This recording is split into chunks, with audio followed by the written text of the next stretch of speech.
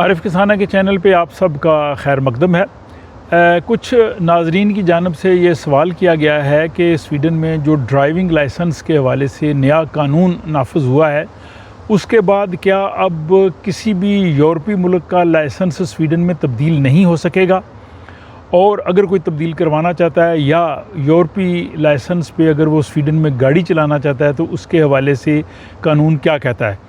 तो आज के व्लॉग में इस हवाले से हम तफसील से बात करेंगे कि अगर आप स्वीडन में रहते हैं और आपके पास किसी दूसरे यूरोपीय मुल्क का लाइसेंस है या दुनिया के किसी और मुल्क का लाइसेंस है, आप यहाँ पे उस लाइसेंस को तब्दील करवाना चाहते हैं या गाड़ी चलाना चाहते हैं, तो रूल्स वगैरह क्या कहते हैं। और चूँकि ये बड़ा ही इम्पोर्टेंट जो है वो सवाल है, क्योंकि 1 मई 2026 के बाद स्वीडन ने इस हवाले से जो है वो कानून को काफ़ी तब्दील किया है।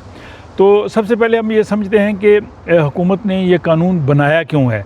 तो कुछ सालों से स्वीडन की हुकूमत ने यहाँ जो ड्राइविंग लाइसेंस को जो इदारा डील करता है ट्रांसपोर्ट स्टीरल्सन, उन्होंने देखा है कि कई लोग जो हैं वो ऐसे ममालिक से आते थे कि जिनके लाइसेंस जो है वो स्वीडन में तब्दील नहीं हो सकते, तो वो जो है वो जाते हैं किसी और यूरोपीय मुल्क में। मसलन अगर किसी का ताल्लुक़ पाकिस्तान से, इंडिया से, बांग्लादेश, नेपाल से या किसी अफ्रीकी मुल्क से या बाज़ एशियन मुल्कों से है जिनके लाइसेंस स्वीडन में जो है तब्दील नहीं होते, तो वो पहले किसी और यूरोपीय मुल्क में जाते थे, जैसे रोमानिया वगैरह, जहाँ पे लाइसेंस को तब्दील कराना आसान हो। तो वहाँ से वो जाके अपना वो लाइसेंस अपने मुल्क का वहाँ से तब्दील करवाते थे, और तब्दील करवाने के बाद फिर वो स्वीडन आ जाते थे, और स्वीडन आके फिर वो उस लाइसेंस को स्वीडिश लाइसेंस में ट्रांसफ़र करवाते थे, जिसको स्वीडन की हुकूमत कह रही थी कि ये ड्राइविंग लाइसेंस टूरिज़म है। तो उनने कहा जी कि हम इस ड्राइविंग लाइसेंस टूरिज़म को जो है वो चेंज करेंगे, अब ऐसा नहीं करेंगे। और इसलिए उन्होंने 1 मई 2026 यानी 1 मई 2026 के बाद ये जनाब कानून बनाया। अब सवाल ये पैदा होता है कि क्या हर यूरोपीय लाइसेंस तब्दील नहीं होगा। तो जवाब यह है कि ऐसा नहीं है। हर यूरोपीय लाइसेंस जो है उस पे ये कानून लागू नहीं होता। अगर किसी शख्स ने किसी यूरोपीय मुल्क में जाके वहाँ पे जो थ्योरी का टेस्ट है वो पास किया है, उसके बाद ड्राइविंग का टेस्ट जो है वो पास किया है, और वो तमाम टेस्ट पास करने के बाद उस मुल्क का लाइसेंस लिया है, यानी उसने लाइसेंस को वहाँ तब्दील नहीं किया, तो वो लाइसेंस अब भी यहाँ तब्दील हो सकेगा।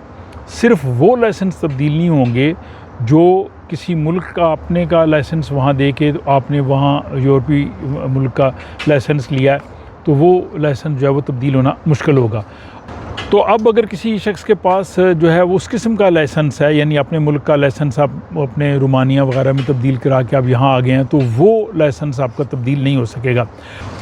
लेकिन इसमें एक एक्सेप्शन रखी गई है, इस्तिस्ना रखा गया है कि अगर किसी ने इस तरह से लाइसेंस तब्दील करवाया अपने मुल्क का, और वो तब्दील करवाने के बाद उस मुल्क में उस शख्स ने 5 साल तक गाड़ी चलाई है और उसके बाद वो स्वीडन आया, तो तब उसका लाइसेंस यहाँ तब्दील हो सकेगा। यानी 5 साल पुराना लाइसेंस हो तो वो तब्दील हो सकेगा। लेकिन नया अगर आपने लाइसेंस 5 साल से कम अरसे में आप ले आए हैं स्वीडन में, तो यहाँ वो तब्दील नहीं होगा। दूसरा, यहाँ जो यूरोपीय मुल्कों के लाइसेंस है, मैंने बताया कि वो तब्दील हो जाएंगे अगर आपने थ्योरी और प्रैक्टिकल वगैरह करके लाइसेंस लिया है। इसके अलावा स्वीडन में बरतानिया का, जापान का, स्विट्ज़रलैंड का और जो फेरो आइलैंड्स हैं जो डेनमार्क हैं, वहाँ के लाइसेंस जो हैं वो तब्दील हो सकते हैं, और बाकी यूरोपीय यूनियन के लाइसेंस हैं। इसके बाद यह कि अगर किसी के पास पाकिस्तान, इंडिया, बांग्लादेश का लाइसेंस है, तो वो 1 साल स्वीडन में गाड़ी चला सकता है।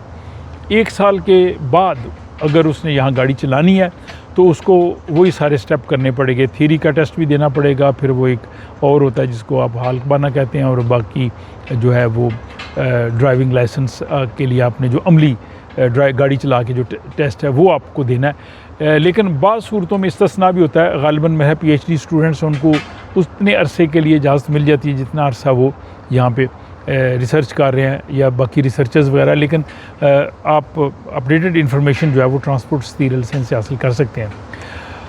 अगर किसी के पास रोमानिया, पोलैंड या बुल्गारिया का लाइसेंस है और वहाँ उसने जो है वो थ्योरी और प्रैक्टिकल करके हासिल किया है, तो वो तब्दील हो सकेगा। लेकिन अगर उन्होंने वैसे तब्दील करवाया है तो वो लाइसेंस जो है वो यहाँ पे नहीं आ सकेगा। तो ये जनाब जो है वो एक इम्पॉर्टेंट इन्फॉर्मेशन दी। अच्छा, इसमें एक और गलतफहमी है कि अगर किसी ने अपने मुल्क का लाइसेंस, जैसे मैंने कहा कि वो उसका ताल्लुक पाकिस्तान इंडिया से है या किसी अफ्रीकी मुल्क से है जो यहाँ तब्दील नहीं हो सकता, उसको उसने रोमानिया से, पोलैंड से, बुल्गारिया से तब्दील करवा लिया और वो लेकर अब स्वीडन आ गया, तो वो लाइसेंस अगर 5 साल पुराना नहीं है तो वो यहाँ तब्दील तो नहीं हो सकता, लेकिन उस लाइसेंस पे आप गाड़ी चला सकते हैं। गाड़ी चलाने की कोई प्रॉब्लम नहीं है, सिर्फ कन्वर्ट नहीं हो सकता। तो आप गाड़ी चला सकते हैं तो आप गाड़ी चलाते जाएं। अगर आपने स्वीडिश लाइसेंस लेना है तो आपको फिर वही प्रोसेस करना पड़ेगा, थ्योरी और प्रैक्टिकल का। तो मेरा ख्याल है कि ये इन्फॉर्मेशन जो है वो उन लोगों के लिए काफ़ी अहम होगी जो इस हवाले से सवाल कर रहे थे, क्योंकि कुछ गलतफहमियाँ भी इस हवाले से थीं।